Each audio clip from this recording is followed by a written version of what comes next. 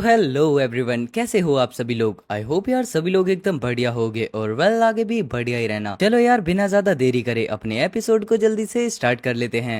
Episode की starting होती है और हम देखते हैं जिहान को, जो कि काफी ज्यादा स्पीड में आगे बढ़ते हुए अटैक करने के लिए तैयार होता है। तभी उसके बाद वो लगातार काफी सारे ज़ॉम्बीज पर अटैक करने लगता है। धीरे धीरे ज़ॉम्बीज किलिंग की काउंटिंग बढ़ते हुए 12 हो जाती है, लेकिन जिहान फिर भी नहीं रुकता और वो लगातार वापस से ज़ॉम्बीज को मारने लगता है। काउंटिंग वापस से बढ़ती है, जहां पर टोटल 13 ज़ॉम्बीज मारे जा चुके हैं, लेकिन ये सब भी अभी कम है और ज़ॉम्बीज लगातार मरना शुरू होते हैं। जिसके बाद 16, 17, 18 लगातार ज़ॉम्बीज मरना स्टार्ट हो जाते हैं और अब तक जिहान ने टोटल 26 ज़ॉम्बीज को मार दिया होता है। बट तभी अचानक से वो थोड़ा रुककर सोचता है, इन ब्लड ज़ॉम्बीज पर फिजिकल अटैक काम नहीं करते और अब जब बार बार मैं उन्हें देखूंगा तो मैं अपनी थोड़ी सी डिवाइन पावर के अमाउंट को रिलीज करूंगा। और तभी हम उसके बाद देखते हैं इतना बोलने के साथ ही जिहान के हाथ में ओरा आ जाता है, जिसके बाद वो अटैक करते हुए बोलता है, अब मैं इन सबको एक ही बार में मार डालूंगा। जहां पर इतना बोलने के साथ ज़ॉम्बी पर अटैक हो चुका होता है और यहाँ पर जिहान को फाइट करते हुए देख दूर खड़े होकर लिम और आर्चर बोलते हैं, वाओ अमेजिंग,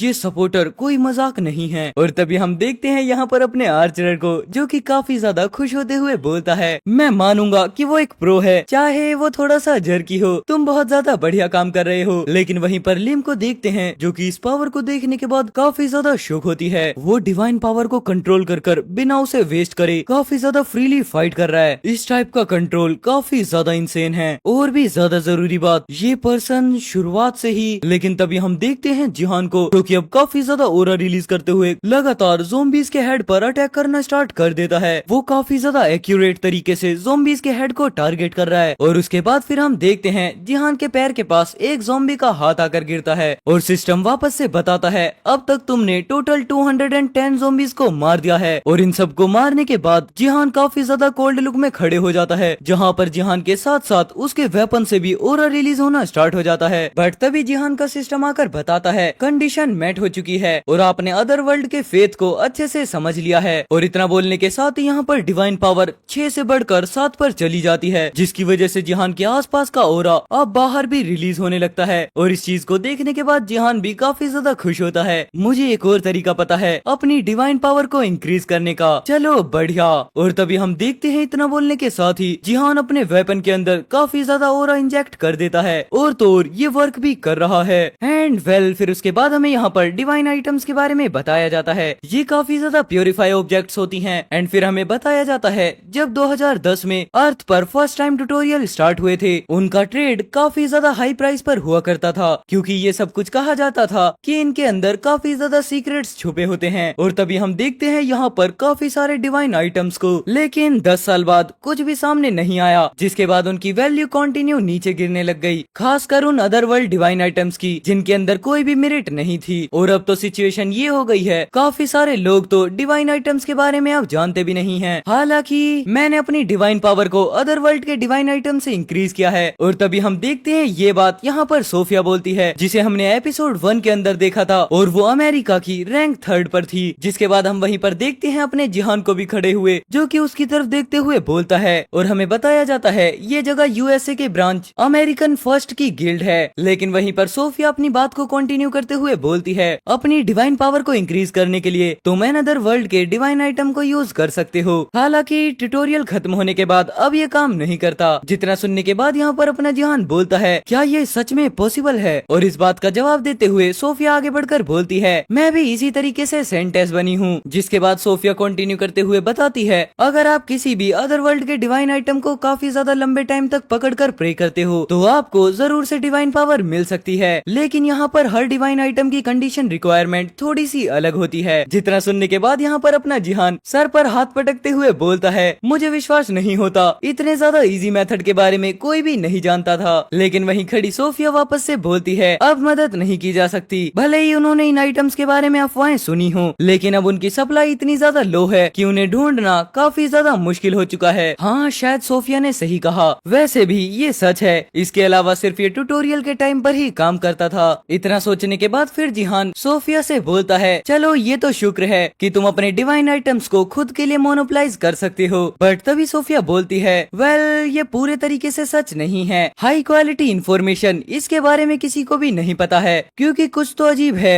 कोई लगातार अदर वर्ल्ड के के डिवाइन आइटम्स को परचेज करे जा रहा है, लेकिन आखिरकार उस प्लेयर के बारे में नहीं पता कि वो प्लेयर कौन है। लेकिन तभी हम देखते हैं अचानक से सीन शिफ्ट होता है, जहाँ पर जिहान एक गेट को खोलता है। मेरे पीछे हटने के बाद सोर्ड पैलेस पेंट हाउस में आखिरकार ये था, और वहीं पर हम देखते हैं काफी सारे डिवाइन आइटम्स को, जिन्हें देखने के बाद यहाँ पर जिहान भी शौक होते हुए बोलता है ये सभी तो अदर वर्ल्ड के डिवाइन आइटम्स हैं, लेकिन इनकी डिवाइन पावर पूरी ड्रेन्ड हो चुकी है, इसका मतलब ये सभी खाली हैं। तभी हम देखते हैं यहाँ पर काफी सारे अदर वर्ल्ड आइटम को, जो कि पूरे तरीके से डीएक्टिवेट हो चुके हैं, और सिस्टम भी इस बारे में कंफर्म कर देता है। लेकिन यहाँ पर वापस से जिहान एक जगह पर खड़े होते हुए सोचता है क्या ये ऐसा हो सकता है, एक अदर प्लेयर की आइडेंटिटी जो कि अदर वर्ल्ड के डिवाइन आइटम्स को कलेक्ट करने में लगी हुई है, मतलब एक और सेंटेस जिसे मैं जानता हूँ। और तभी हम देखते हैं वापस से उसी फोटो फ्रेम को, जिसके बाद जिहान बोलता है मेरी एल्डर सिस्टर और श्योंग जिहा। इतना बोलने के साथ यहाँ पर फिर जिहान बात को कंटिन्यू करते हुए बोलता है योन सेजिन के साथ मेरी बहन भी साउथ कोरिया की बेस्ट सपोर्टर थी और वो एक हीरो थी। हालांकि उसकी मौत की कहानी बहुत पहले पास्ट में ही हुई थी। लेकिन तभी हम देखते हैं जिहान को, जो कि अपनी जैकेट को पहनते हुए एक रोड की तरफ देखता है। उसके थ्रू छोड़ा गया अदर वर्ल्ड डिवाइन आइटम उसमें से एक है। हाँ, मुझे ये स्टील पोल मिला। और तभी हम देखते हैं कि स्टील के पोल को जिस आइटम का ग्रेड होता है ई लेवल पर, और वो एक अदर वर्ल्ड डिवाइन आइटम होता है। जिसके बाद अपना जिहान उसी आइटम को पकड़ते हुए वापस से बोलता है आइटम के डिस्क्रिप्शन के हिसाब से देखा जाए तो। लेकिन तभी इस बात को अधूरा छोड़ते हुए सीन प्रेजेंट में शिफ्ट होता है, और हम देखते हैं जिहान को, जो कि लगातार ज़ोंबीज पर अटैक करना स्टार्ट कर देता है। मैं ज़ोंबीज के स्कल को तोड़ सकता हूँ। लेकिन तभी हम देखते हैं यहाँ पर अचानक से स्टील पोल का आइटम ग्रेड कम हो जाता है और वो ई लेवल से एफ लेवल पर आ जाता है, जिसे देखने के बाद जिहान बताता है आइटम का ग्रेड कम हो चुका है, जिसकी वजह से इसके अंदर अब ज्यादा डिवाइन पावर नहीं बची है, लेकिन ये अभी भी बिल्कुल मजबूत है, इसीलिए ये चीजों को मारने के लिए एकदम सही है। और वहीं पर हम देखते हैं वापस से लिम और आर्चर को, जो कि जिहान को इस तरीके से लड़ते हुए बस देख रहे होते हैं। बट तभी लिम सोचने लगती है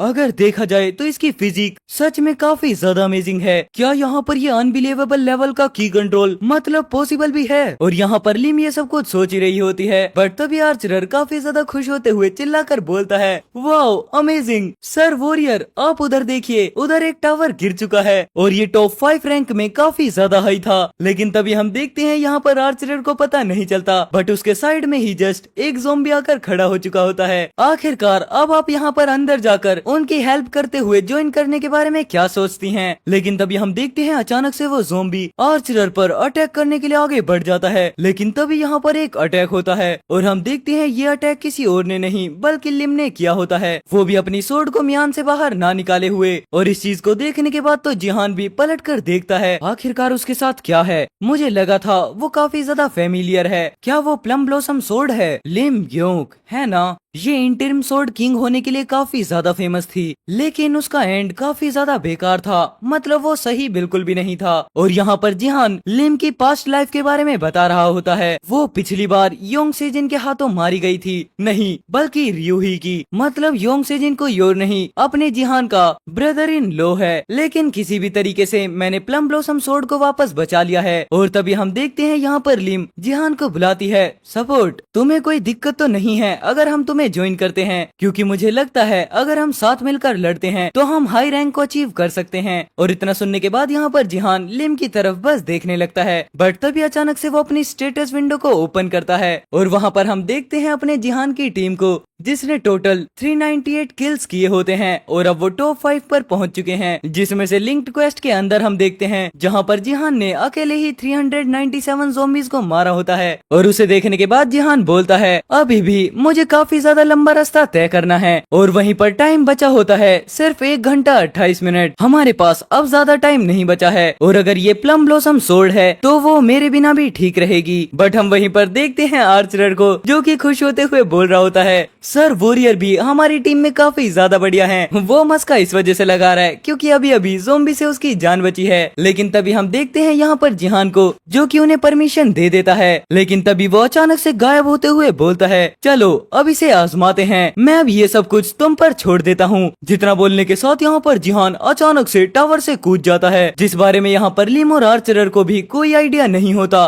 और उसे देखने की वजह से ये दोनों के दोनों ही काफी ज्यादा शौक हो जाते हैं। बट हम वहीं पर देखते हैं हैं जिहान को, जो कि डायरेक्ट टावर से नीचे गिर रहा होता है। लेकिन तभी अचानक से वो वापस से स्टील पोल के अंदर अपने ओरा को इंजेक्ट करने लगता है। मैं अब जाने वाला हूँ, सब कुछ इकट्ठा करो। और तभी हम देखते हैं यहाँ पर एक इंटेंस ओरा के प्रेशर को, जो कि काफी ज्यादा पावरफुल होता है और उसकी वजह से यहाँ पर ज़ॉम्बीज़ लगातार एक ही हिट में काफी सारे मारे जाते हैं। और अब तुम यहाँ पर सबको चकनाचूर कर दो। और एंड वेल इतना बोलने के साथ यहाँ पर ये वाला एपिसोड खत्म हो जाता है। अगर एपिसोड को एंजॉय किया है तो प्लीज वीडियो को लाइक कर देना, चैनल पर नए हो तो चैनल को सब्सक्राइब कर देना। चलो मैं मिलता हूँ आपसे कल एक और नए एपिसोड के साथ, तब तक के लिए take care, good bye and जय श्री राम सभी भाइयों को।